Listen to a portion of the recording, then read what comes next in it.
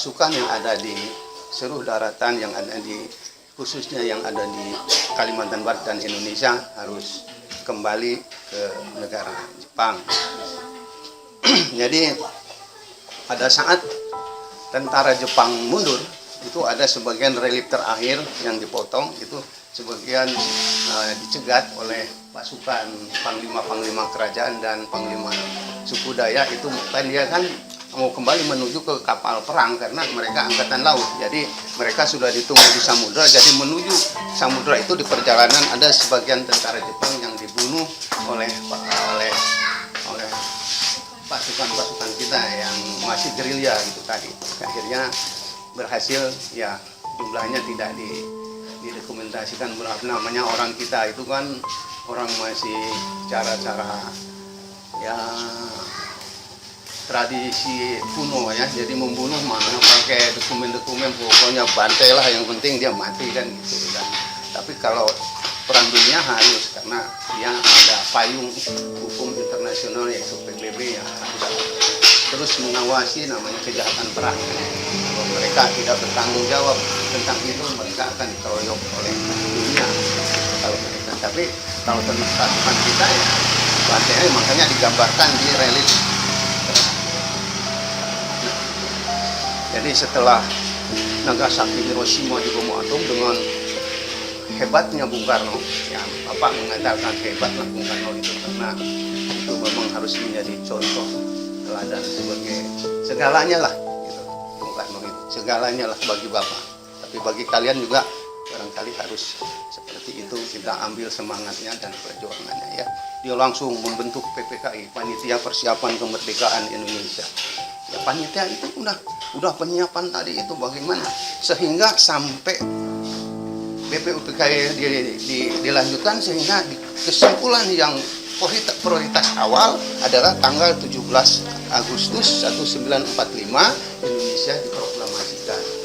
Nah, dengan Indonesia diproklamasikan, akhirnya kan penjajah sudah dibungkus lagi oleh Undang-Undang Dasar bahwa sesungguhnya kemerdekaan itu adalah hak segala bangsa, dan oleh sebab itu penjajah di atas dunia harus dihapuskan karena tidak itu dunia Bung Karno itu. Kenapa tidak penjajah di atas Indonesia? Karena Bung Karno itu di samping prioritas dan yang pertama dan utama Indonesia, dia melihat pada saat itu negara yang tertindas itu banyak, terutama Afrika dan sebagainya. Maka terjadilah Asia Afrika di Bandung. Itu Bung Karno punya kaliber dunia, bukan Indonesia. Itu pahlawan dunia sebenarnya, bukan pahlawan Indonesia. Begitu selesai Indonesia, hal-hal yang mengenai pemindahan dan kekuasaan diselenggarakan dengan cara seksama dan dalam tempo yang singkat-singkatnya. Jadi semua singkat, bereskan.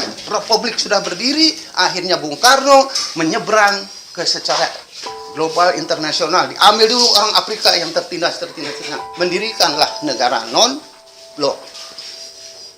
Lalu mengadakan satu pertemuan di Asia Afrika yang sekarang jalannya masih Asia Afrika. Karena Bapak juga di Bandung tahun 77, mulai tahun 70-an di Bandung itu masih sekolah di Rumah Sakit Hasan Sadikin. Memang pada saat itu Bandung masih indah, masih kota kembang. Kalau sekarang udah amburadul lah. Karena apa? Karena keterbatasan area dan penambahan penduduk yang setiap tahun bertambah terus, akhirnya kan penyempitan, macet dan sebagainya. Itulah udah bukan Bandung kota kembang, tapi sekarang Bandung kota sampah lagi. Di mana-mana itu nggak heran ya.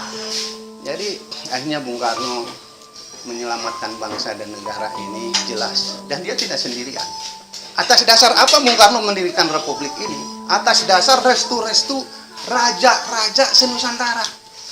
Karena yang mendirikan negara ini bukan politikus omong kosong itu, MPR DPR sebagai pendiri bangsa, pendiri negeri, bukan. Saya hanya ngolah-ngolah itu yang pendiri negara ini, raja-raja loh. Kalau tidak ada sultan dari Qadariyah itu tidak ada yang merimbah hutan Pontianak, asalnya itu tempat kuntilanak itu. Siapa yang merimbah hutan-hutan? Itu kan raja sultan. Tapi sekarang DPR kok dengan jasinya pendiri bangsa lah.